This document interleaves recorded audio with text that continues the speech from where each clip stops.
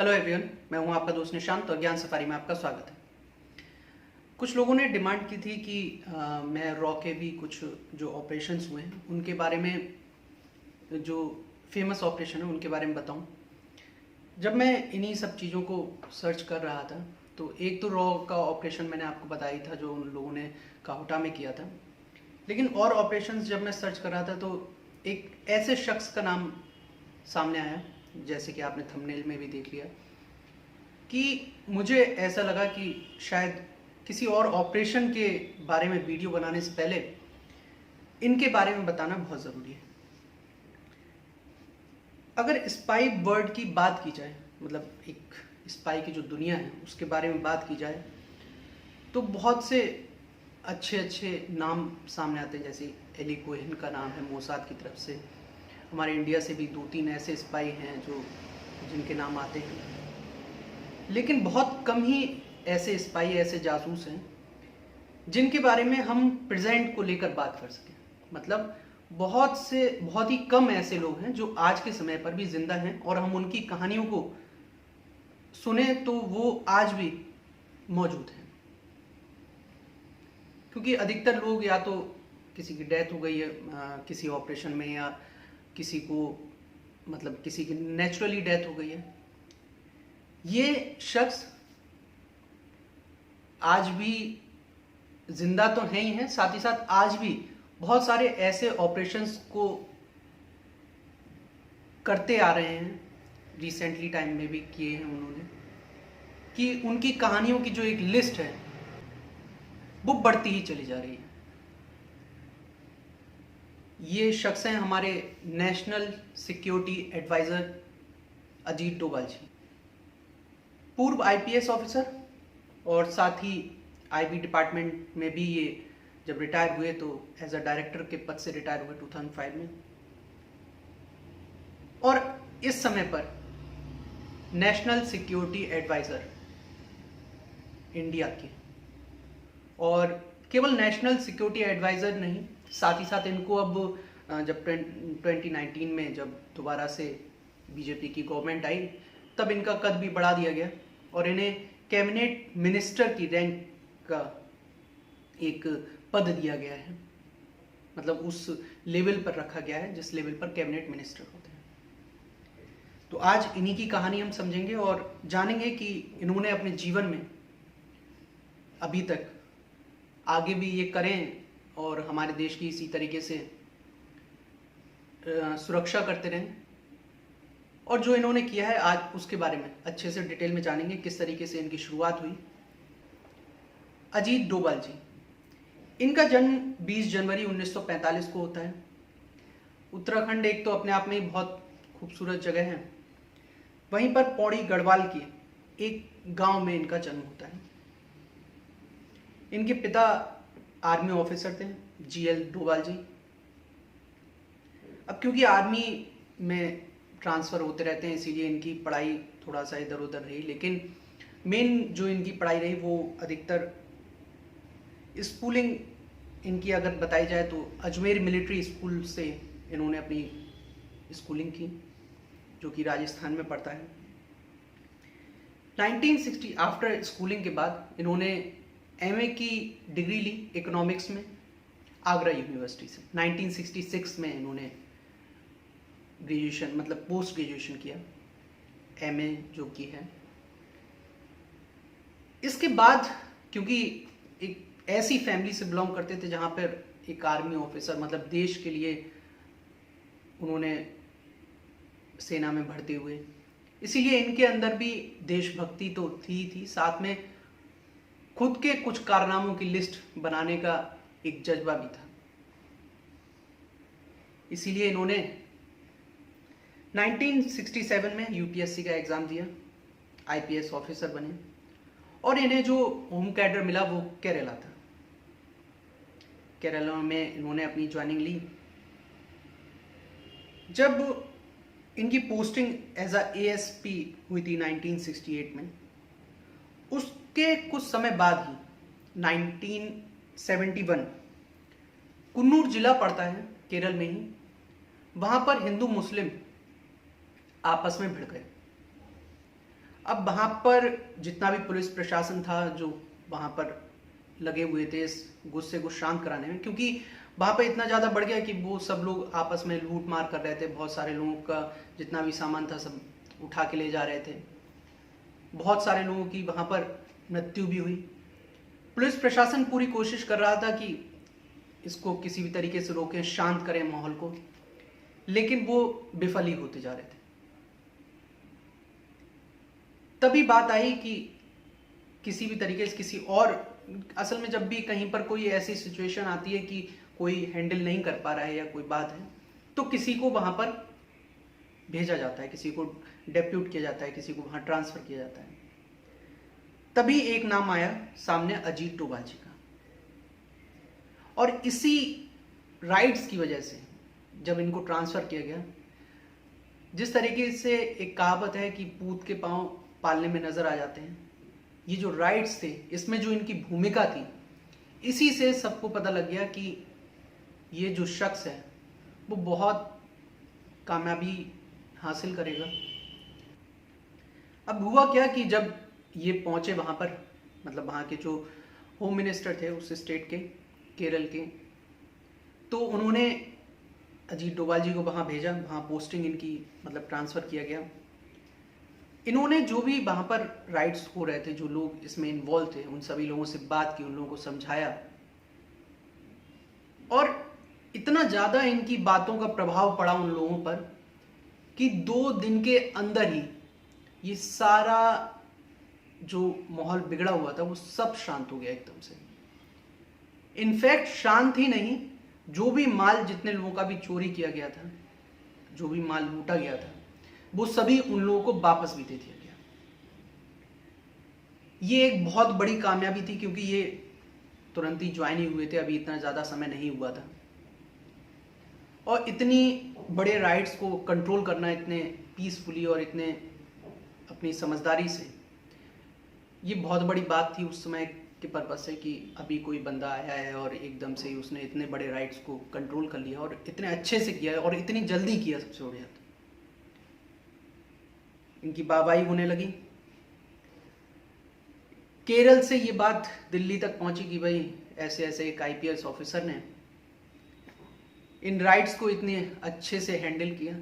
दिल्ली में जब ये खबर पहुंची, तभी इनको केरल से उठाकर, मतलब एक स्टेट जहां पर ये सिक्योरिटी देख रहे थे, वहां से उठाकर इनको दिल्ली बुला लिया गया। दिल्ली में इन्होंने आईबी जो डिपार्टमेंट है, जो हमारा इंटरनल इंटेलिजेंस का डिपार्टमेंट होता है, उसमें इन्होंने ज्वाइनिंग ली, वहां पर ये वर्क करने लगे। इन्होंने अपने पूरे 37 ईयर का लगभग इनका करियर रहा। इस 37 ईयर के पूरे करियर में केवल 6 या 7 साल ही इन्होंने पुलिस की वर्दी पहनी, और उसके बाद फिर आईबी में ये अपनी जॉब को परफॉर्म करने लगे। आईबी में आने के बाद ही इनका जो एक जासूसी का जो एक सफर था वो यहीं से शुरू होता है, आईबी में आने के बाद ही। जब दिल्ली में ट्रांसफर हो गया तो 1970 में ही, ये 1971 के बाद तो ये यहाँ आए ही थे, लेकिन 1970 में ही मिजोरम में हालात थे वो खराब चल रहे थे, क्योंकि वहाँ पर लाल डेंगरा के जो एक शख्स थे, वो वहाँ पर मिजोरम की आज़ादी को लेकर उपद्रव मचा रहे थे, लोगों को मार रहे थे। वहाँ पर भी इसी तरीके के हालात थे कि आपस में लड़ाइयाँ चल रही थी, बहुत सारा डिस्टरबेंस हो रहा था पूरे स्टेट में। अब ये जो लाल डेंगरा थे, असल में इनकी जो मेन ताकत थी वो इनके साथ ही थे, जो कि 7 कमांडर, एक तरीके से इनके जो साथ में थे वो 7 कमांडर थे। यही 7 कमांडर इनकी सबसे बड़ी ताकत थे। इन्हीं के बल पर ये पूरी जो कंट्रोल कर रहे थे राइट्स को, और दंगा फैलाने की जो बातें थी और अपनी जो मांगे रख रहे थे वो इन्हीं के बल पर रखते थे।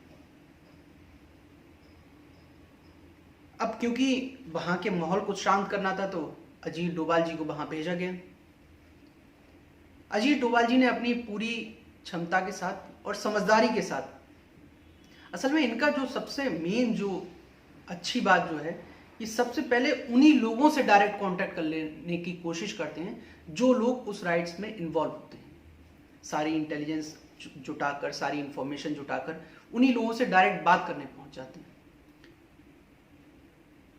ये सबसे बड़ा इनका जितनी भी स्टोरी मैंने अजीत डोभाल जी की पढ़ी, सबसे बड़ा प्लस पॉइंट मुझे यही लगा। आगे भी आपको एक दो अभी ऑपरेशंस उन्होंने किए थे, इसी वीडियो में आपको आगे बताऊंगा। तो अब क्योंकि अजीत डोभाल जी जब वहां पहुंचते हैं, ये पहले तो उन 7 कमांडर्स के बारे में जानकारी जुटाते हैं कि ये कौन है, क्या है, कैसे हैं। उसके बाद ये 7 कमांडर से मिलना शुरू करते हैं, उन्हें समझाते हैं कि देखो आपकी जो मांगे हैं वो तो गवर्नमेंट ऑफ इंडिया वैसे भी पूरी कर सकती है आपका जो, लेकिन ये जो अलग एक देश बनाने की, मिजोरम एक भारत से अलग करने की बात है, ये इसमें आप ही का नुकसान है। सारे नुकसान बताए जाते हैं, फायदे बताए जाते हैं। तो कहा जाता है कि इन्हीं की बदौलत, इन्हीं के कहने पर जो 7 कमांडर थे, उन 7 कमांडर्स में से 6 कमांडर इनके साथ हो जाते हैं और कह देते हैं कि हाँ, हम आपके साथ हैं, आप जैसा कहेंगे हम उसके लिए तैयार हैं। अब लाल डेंगरा को बुलाया जाता है। लाल डेंगरा और भारत सरकार के बीच में समझौते के लिए 1976 में इन लोगों की मुलाकात करवाई जाती है, मतलब जो गवर्नमेंट के ऑफिशियल्स थे और लाल डेंगरा जो थे। लाल डेंगरा को समझाया जाता है कि देखो ऐसा है, तुम्हारे जो 7 कमांडर जिनके बल पर तुम फूलते हो, जिनके बल पर तुम सारी इतनी कार्रवाइयाँ करते हो, उनमें से 6 कमांडर तो हमारे साथ हैं। तो इसलिए अब तुम्हारा कोई फायदा नहीं है ज़्यादा बात को आगे बढ़ाने का। अभी समझौता कर लोगे तो सरकार भी तुम्हारी कुछ मांगों को पूरा कर सकती है, लेकिन ये देश से अलग होने वाली मांग को पूरा नहीं करेगी और बेकार में तुम्हें बाद में फिर खामियाजा भी इसका उठाना पड़ेगा, क्योंकि अब जो 6 कमांडर है वो तो हमारे साथ ही हैं। एक कमांडर से वो भी कभी ना कभी आगे चल के साथ में हो जाएंगे। लाल डेंगरा को ये बात समझ में आ जाती है। वो उन दोनों के बीच में ही 1976 में ही भारत सरकार और लाल डेंगरा के बीच में समझौता हो जाता है और इसी समझौते के बाद मिजोरम में जब इलेक्शन होते हैं तो लाल डेंगरा अपनी जो पार्टी थी उसके थ्रू वो खड़े होते हैं इलेक्शन में और वहाँ के मुख्यमंत्री बनते हैं। तो ये बहुत बड़ी कामयाबी अजीत डोभाल जी की थी कि मिजोरम पूरे स्टेट में जो इतना ज़्यादा राइट्स चल रहे थे, इतना ज़्यादा डिस्टर्बिंग एरिया हो गया था, उसको इन्होंने बहुत अपनी तत्परता से, अपनी समझदारी से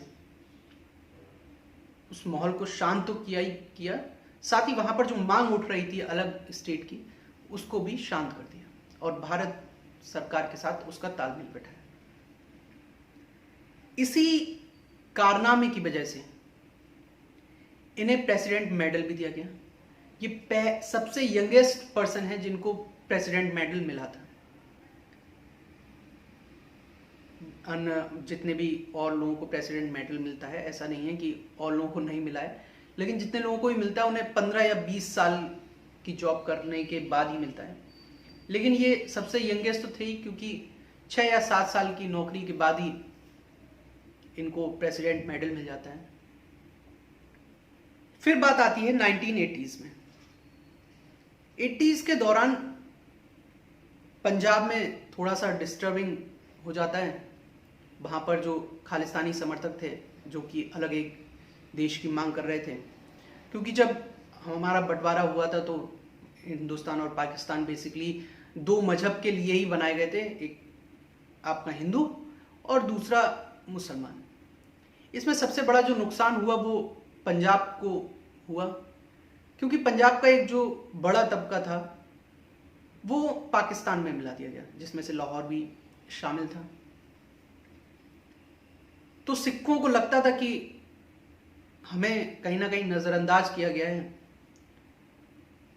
और इसीलिए हमें अपने एक नए मुल्क की मांग करनी चाहिए। ये खालिस्तान की मांग कर रहे थे। इसी वजह से इन लोगों ने जो स्वर्ण मंदिर है उस पर कब्जा भी कर लिया था।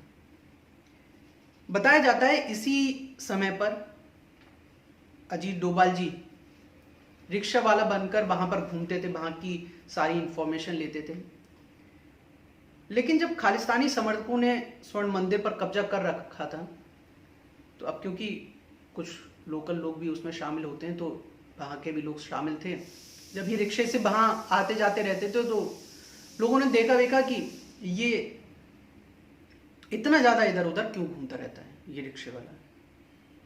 इन पर निगाह तो पड़ी गई थी, तो कुछ लोग इसको रोकते हैं, इससे बात करते हैं कि ऐसा है, तुम इतना ज़्यादा इधर उधर क्यों घूम रहे हो कौन तुम। इनसे पूछताछ होती है। अब ये यहीं पर एक गेम खेल देते हैं। इन्हें पता था कि अगर कोई मैं और जवाब दूंगा तो हो सकता है कि मुझे खतरा हो जाए। तो ये कहते हैं कि देखो, मैं आईएसआई का एजेंट हूं, आईएसआई की तरफ से आया हूं और मैं तुम्हारी मदद करने के लिए भेजा गया हूं।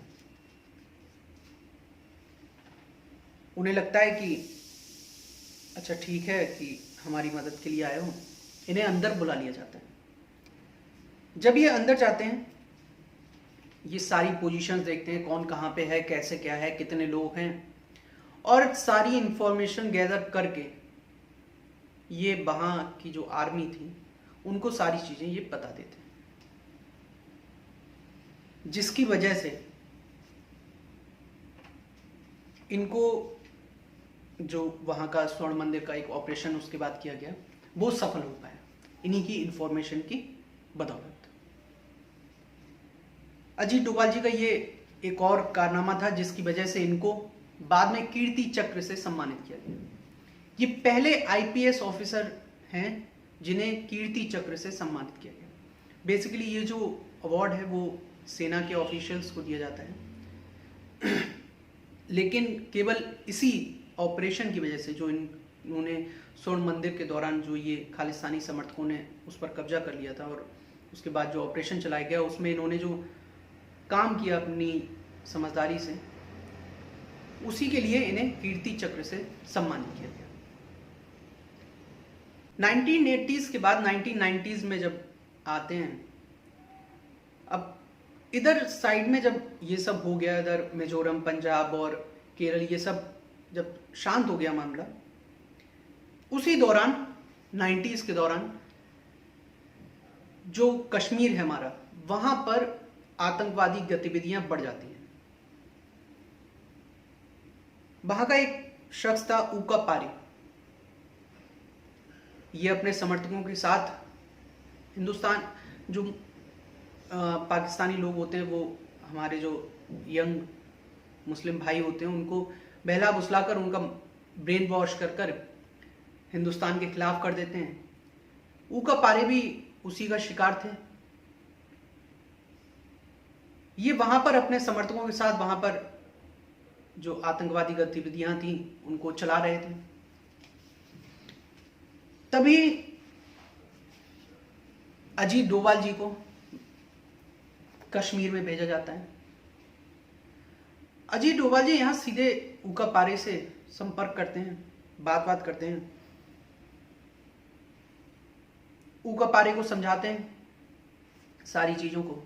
जिस तरीके से पाकिस्तान ने ब्रेन वॉश किया, उसी तरीके से अजीत डोभाल जी भी कुछ बातों को समझाकर उनका माइंड, मतलब जो ब्रेन वॉश करते हैं वो, अजीत डोभाल जी ने भी अपने हिंदुस्तान की तरफ से सारी चीज़ें समझाई कि तुम हमारे एक देश के नागरिक हो और तुम ऐसा क्यों कर रहे हो। सारी चीज़ें जो भी उन्होंने कही हो, ऊका पारे को बात समझ में आ गई।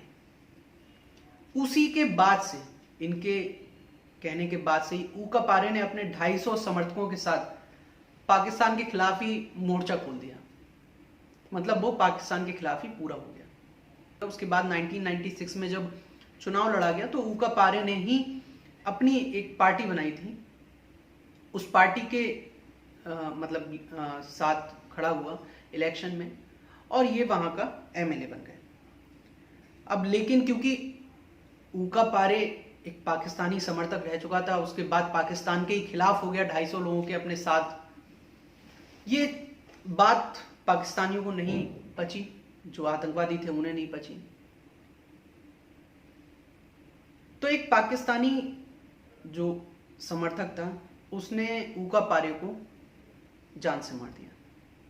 बेशक ऊका पारे की डेथ हुई कि उन्होंने पाकिस्तान के खिलाफ मोर्चा खोल दिया अपने 250 लोगों के साथ, लेकिन अगर इसके पॉजिटिव पर्सपेक्टिव देखे जाएं, पॉजिटिव पॉइंट देखे जाएं, तो सबसे बड़ी बात यह है कि 250 लोग एक जो गलत राह पर चल रहे थे वो अपनी सही राह पर आ गए, और साथ ही साथ कश्मीर में भी जो माहौल था वो शांत हुआ। ये भी अजीत डोभाल जी का ही एक कारनामा था जो इन्होंने किया, और वहां के जो माहौल था उसको शांत कर पाए। कश्मीर शांत हो जाने के बाद इनका एक जो बहुत बड़ा ऑपरेशन माना गया वो एक प्लेन हाईजैकिंग में इनका एक रोल था। कश्मीर का मसला शांत हो जाने के बाद 1999 में एक प्लेन हाईजैक कर लिया जाता है कुछ आतंकवादियों के द्वारा, IC-814, जो कि काठमांडू से उड़ा था, और इसको कांधार ले जाया जाता है जहां पर उस समय तालिबान की हुकूमत थी। ये जो आतंकवादी थे ये भारत की जेलों में जो 100 आतंकवादी जो इनके साथी थे उनको छुड़ाने की मांग करते हैं, और तभी कहते हैं कि जब आप हमारे इन 100 साथियों को छोड़ देंगे तभी हम आपके जो पैसेंजर्स हैं, लगभग उस समय पर 150 या 180 के आसपास पैसेंजर्स थे, तभी हम इन लोगों को छोड़ेंगे, वरना इनको हम मार देंगे। कहा जाता है इसमें अजीत डोभाल जी, असल में ये बहुत सारे ऑपरेशंस ऐसे हैं जो कि ऑन रिकॉर्ड नहीं आते हैं। ये तो ऐसा होता है कि कोई जना कोई बुक लिखता है या फिर बाद में कुछ ऐसे ऑफिसर्स होते हैं जो बाद में इंटरव्यू देते हैं तो अपने जो जानकारी होती है उसको साझा करते हैं, क्योंकि फिर ऑपरेशंस हो गए थे। अजीत डोभाल जी ने कभी भी बहुत सारी चीज़ों को कमिट नहीं किया कि किसी ऑपरेशन में उनका इन्वॉल्वमेंट रहा, किसी में रहा। एक दो ऑपरेशंस वो खुद भी कमिट करते हैं कि हाँ इसमें मेरा इन्वॉल्वमेंट रहा, लेकिन बहुत सारे केसेस में वो जब भी उनसे क्वेश्चन कुछ पूछा जाता है वो इसको नकारते ही। तो अजीत डोभाल जी और भी लोग थे जो इन आतंकवादियों से संपर्क करते हैं कि मतलब निगोशिएशन करते हैं।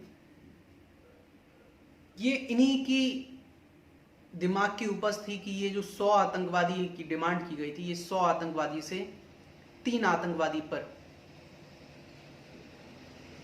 छुड़ाने के लिए ले आए थे। आतंकवादियों को समझाकर उन्होंने 3 आतंकवादियों को छोड़ने पर सारे पैसेंजर्स को छोड़ने के लिए मान गए। तो ये एक बहुत बड़ी उपलब्धि थी कि 100 आतंकवादी तो नहीं, 3 आतंकवादी को छोड़कर हम अपने लोगों की जान बचा सकें। अजीत डोभाल जी ने 1971 से और 1999 तक 15 हाईजैकिंग में कहीं ना कहीं डायरेक्टली कहीं पर और कहीं पर इनडायरेक्टली भी इनका इन्वॉल्वमेंट रहा। अब यहीं पर आती है सबसे बड़ी हमारे देश की, एक ऐसा ऑपरेशन होने वाला था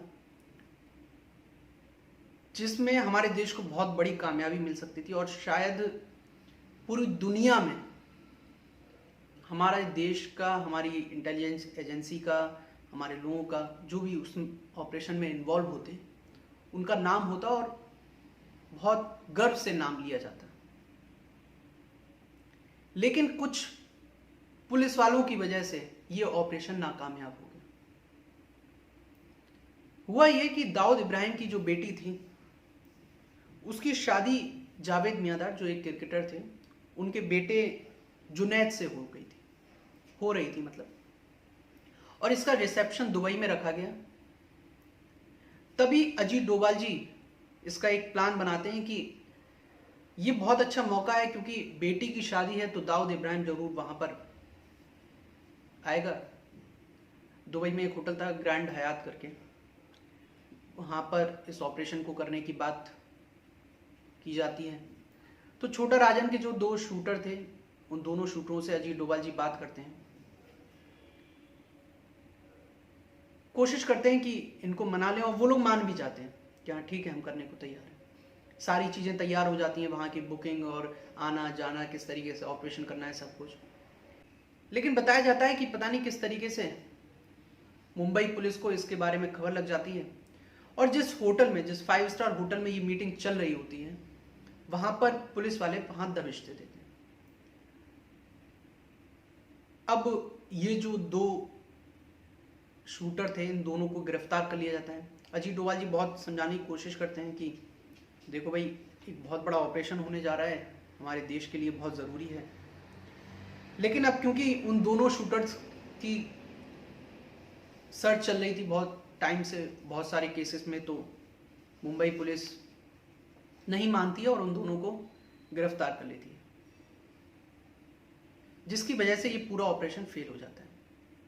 मैंने जितनी भी जगह से जानकारी जुटाने की कोशिश की तो उससे यही पता लगता है कि उस समय बताया जाता है कि बहुत सारे पुलिस वाले दाऊद इब्राहिम के लिए काम करते थे और उस समय की बात है ये, और उसी वजह से ये जब बात लीक होती है और पुलिस वाले वहां उन्हें गिरफ्तार करने पहुंचते हैं, इसी वजह से पहुंचते हैं कि ये ऑपरेशन ना हो सके, क्योंकि ये बात लीक हो गई थी। अब किस तरीके से हुई इसकी तो पूरी जानकारी ऑन रिकॉर्ड ना तो कहीं है और ना इस बारे में कोई जिक्र आता है। अजीत डोभाल जी से भी जब एक इंटरव्यू में पूछा गया था तो उन्होंने कहा था कि जिस समय की आप ये बात कर रहे हैं उस समय तो मैं कोई मैच देख रहा था टीवी पर। ये कुछ ऑपरेशंस, ये कुछ प्लानिंग जो इन्होंने की, बहुत सारी कहानियां इनके द्वारा हैं। पाकिस्तान की भी एक कहानी है कि जब ये मुसलमान बनकर वहाँ रह रहे होते हैं तो एक जो मुस्लिम व्यक्ति थे वो इन्हें पहचान लेते हैं कि तुम हिंदू हो। वो ये बार बार मना करते हैं कि नहीं, मैं हिंदू नहीं हूँ।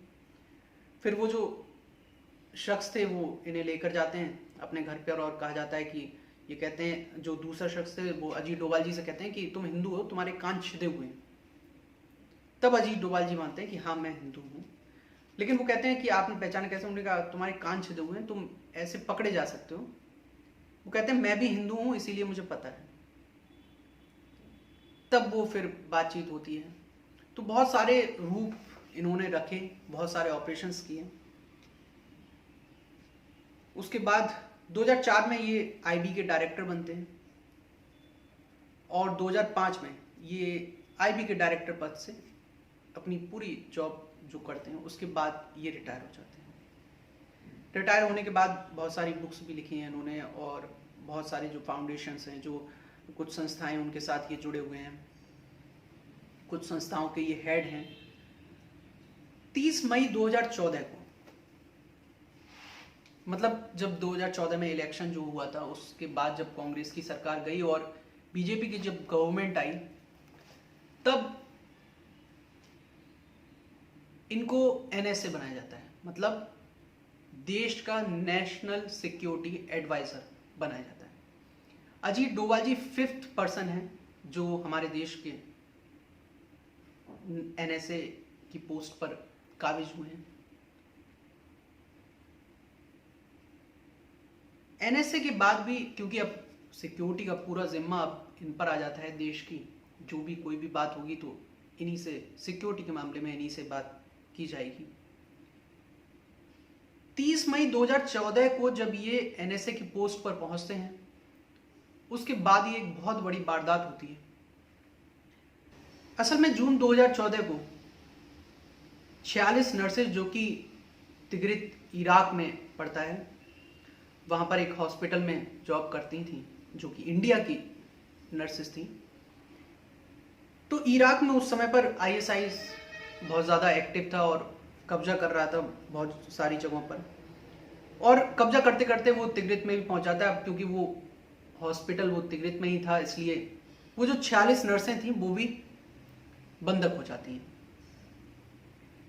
अब जब पता लगता है आईएसआईएस को कि ये इंडियन है, तो पता ही है जब भी पाकिस्तान और इंडिया की बात आती है तो वहां पर मैटर बहुत ही ज़्यादा सेंसिटिव हो जाता है। अब क्योंकि 46 जो नर्सेस हमारे देश की थी, उनके जो पेरेंट्स यहाँ पर प्रेशर बनाते हैं कि कैसे भी करके छुड़ाया जाए, क्योंकि वहाँ से फिर कांटेक्ट नहीं हो पाता है। तब बताया जाता है कि इनका रोल अजीत डोभाल जी का फिर सामने आता है। ये इराक जाते हैं, इराक के जो ऑफिशियल्स हैं, जो गवर्नमेंट है वहाँ, उनसे बात करते हैं और एक मैसेज पहुंचाते हैं ISIS को कि देखो बेशक तुम इनको मार दोगे लेकिन हम तुम्हें ऐसे छोड़ेंगे नहीं। और भी बातें होती हैं और भी मैसेज पहुंचाए जाते हैं। तो कहा जाता है कि ISIS इस चीज़ को मान जाता है और ये जो 46 नर्सेस थी इनको 25 जुलाई को रिलीज कर दिया जाता है। ये अजीत डोभाल जी का NSA होने के बाद पहला ऑपरेशन, और इतना बड़ा क्योंकि अगर ये इस ऑपरेशन में कहीं भी कुछ गड़बड़ी होती तो एक बहुत बड़ा प्रश्न चिन्ह गवर्नमेंट की पॉलिसीज या फिर गवर्नमेंट पर भी लगता, उसकी भी थू होती इंटरनेशनली, और साथ ही साथ इंडिया में तो स्थिति बहुत ही खराब होती। तो इसलिए एक बहुत बड़ा ऑपरेशन था जो अजीत डोभाल जी ने बहुत अपनी तत्परता दिखाते हुए और इसको सक्सेसफुली किया भी, और उन्हें बहुत ही सावधानी पूर्वक उन्हें वापस लाया भी। 2019 का तो केस हम सभी को पता है, अभिनंदन जी जो कि पाकिस्तान में चले गए थे।